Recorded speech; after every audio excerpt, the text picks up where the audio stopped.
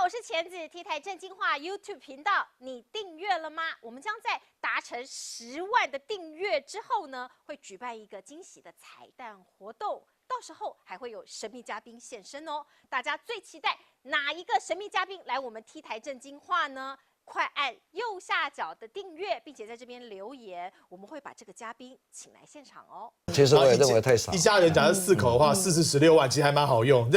在国旅还可以用得到。那你更不要说澳美在发类似的这个花红啊，然后南韩跟东京都在做类似的事情，所以我觉得手笔太小了。不要因为今年没有选举，手笔就这么小，应该用去年那个大手笔的标准，我觉得上100亿来说也不为过了。好了，我们期待政府有更多的这个振兴的方案，可以让我们开心一下。韩国整个国家都沦陷了，包括首尔今天也拉起了警报哦。首尔，韩国首都到现在累计的病例已经有98人了，今天新增了600例新冠肺炎的确诊病例，目前整个国家将近有5000人染疫，看起来非常可怕哦。而且引起外界注意的是哦，韩国天主教大学附设的恩平圣母医院，这个位置就是在首尔，今天有14个人确诊。这14个人呢，大家外界也担心这家医院已经院内感染了，现在都还在清查当中，可能还会连环爆，而包括了宗教跟这个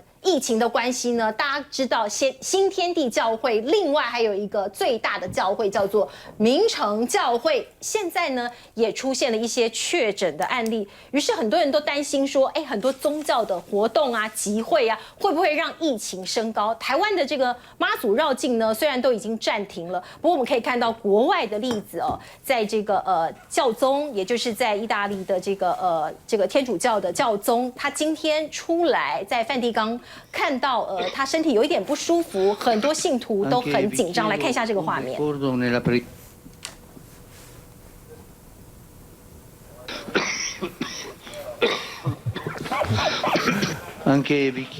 你可以看到，这是来自梵蒂冈的画面呢。教宗一边讲道一边咳嗽，看起来很令人担忧啊。不过好消息是哦，经过检疫，教宗第一次的检疫结果是阴性的。不过因为最近他一直频频的感冒啊、擤鼻涕，有很多的信徒也都在担心他的身体健康状况。另外我们可以看到，有很多所谓居家隔离结束之后的人，本来是阴性又反阳哦。这样子，这个病毒狡猾的程度也是前所未见。我们来看，在美国有一个例子哦，一对父女，他们2个是从武汉撤侨的，结果爸爸上电视节目，跟着女儿一起上电视节目，还在狂咳。我们来看看这个画面。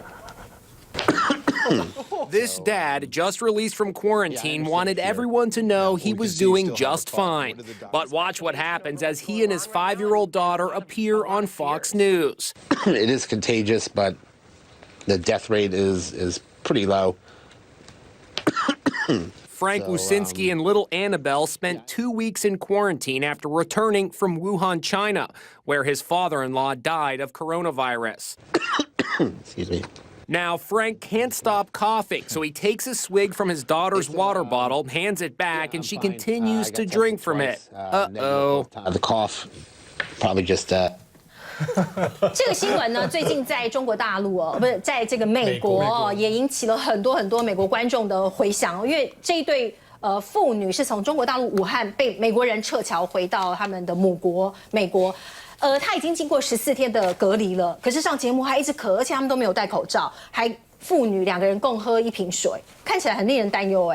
对，除了共喝1瓶水以外，都会看到其实他有一个非常危险的动作，就是咳嗽的时候，他手会去捂他的口鼻，所以他的手呢是，如果假设他有感染，这是病毒量最多的地方，然后他又去摸他的女儿哈，所以事实上大家在讲洗手的时候，忽略一件事情，我们常常说洗手啊，第一个要洗的人是谁？其实病人要洗手，好，这也是为什么很多医疗院所现在要求大家进去之前，除了刷健保卡、戴口罩以外，要洗一下手哈。所以这个是很多细节是平常我们大家没有注意到的。那这是一个机会，我们学习一个全面的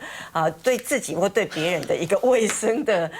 一个习惯啦，对的一个强化。是。看到我们这个署长正在讲话，旁边的徐委员就开始拿出这个干洗手，在喷手了，这是酒精是不是？那我想第一个哈，我刚先补充一下，刚那个振兴经济抵用券是1张200，那它补助4张，就是夜市、商圈、艺文、餐厅，好，所以是800块。哦，对不起，我们误会了哈，一个人是800块，对，一个人是800块。好，那当然如果可以再加，我们再努力，就目前暂定是这样，是这样子哈。那另外一个，其实我去呼吁就是说哈，真的是勤洗手比戴口罩更重要，因为我们现在大部分的人应该医学是这样研判，就是它是泡沫传染、飞沫传染或者是接触。好，那我刚刚有提到，就是说，其实，在电梯在我们手时常动来动去的地方，有时候真的不小心那个病毒，啊，病毒如果在冬天可能可以。病毒是算是介于有生命力跟没有生命力之间啦，细菌是有生命力，那它大概可以残活大概2-3天，那如果夏天的话，可能2-3个小时，所以在那个病毒在电梯按的键呐，或者是相对你时常会扶手摸到的地方，就很容易会粘在你附着你在手上，所以我们现在就说尽量能够勤洗手，或者是常一些干洗手哈，就是酒精啊，或者是3次的3次哦，要节省物资，对，这非常危险。哇，我们看起来我们是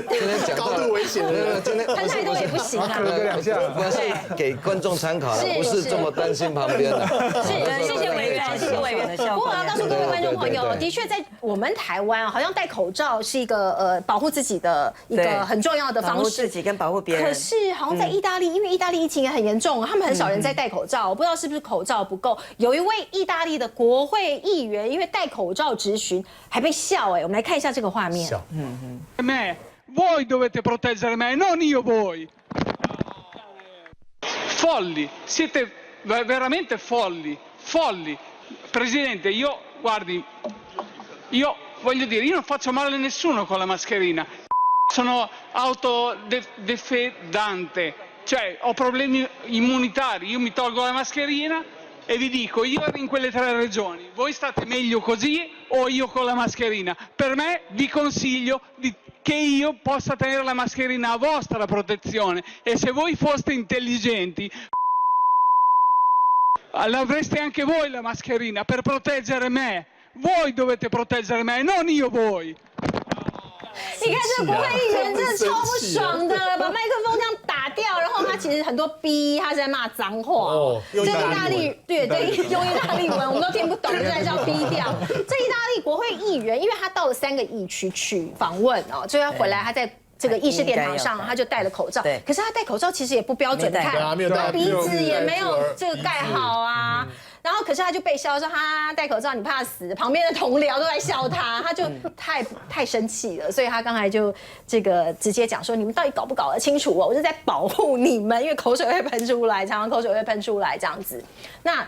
是不是这个东西的这个情况哈，文化差异，我们也看到美国有一个网红也说，你不要觉得我们美国人都没有在戴口罩，因为我们没有这个习惯，我们觉得勤洗手比较重要。是，这确实啦，那在美国、欧洲、美国都没有戴口罩的习惯啦。对，就是你就身体不舒服、生病了才戴口罩，他们觉得那你生病待在家里就好了，干嘛还要戴口罩出来？所以他的逻辑是这样。所以之前在网络上不是讲说，有一个华人亚洲人未必是华人啦，戴口罩就还在意大利的公车里面就被大家打，或是去辱骂他哦。那所以我觉得这是文化上面的差异。不过你看，最近上个礼拜天，美国也开始在抢购物资，对，包括在很多那个大卖场里面的米、水、卫生纸，还有女性的卫生用品，对，都在做抢购，都在抢，然后真的是枪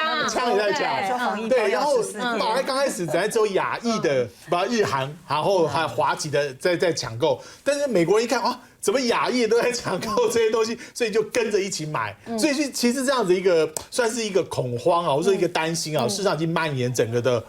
美国跟欧洲的社区里面，所以这样未来的口罩，现在美国口罩也不够，美国口罩也不够，那更不要说日本每一个物价上面的卫生纸、卫生棉、口罩，甚至米都是空的。然后我还看到一个朋友，他在日本留学，他拍过来一张照片，就一个家庭限购，还不是限购1盒，限购1盒，然后要让给其他人有口罩用，所以未来啊，口罩会是个很夯的制造业。新冠肺炎的全球确诊数现在已经破了9万例哦。世界卫生组织说，它过去24小时的传播力比在中国还要快。所以署长，我们要怎么看待这一波疫情？对，因为我们绝大多数的人是都没有这个抗体的哈。那我们也看到各国防疫的成功跟失败的案例，所以对这个防疫很重要的是说，做好防疫才能够保经济哈。防疫要专心，要专注，用科学，不要在防疫的时候搞政治。所以一般来说，我们觉得我们的防疫做得很好，可是够不够透明啊，委员？我们就是指挥中心有它整体的考量啦。我觉得不见得说一定每一样都是对的，但我们会仔细再来做思考。是，来思刚，该揭露的讯息还是要揭露。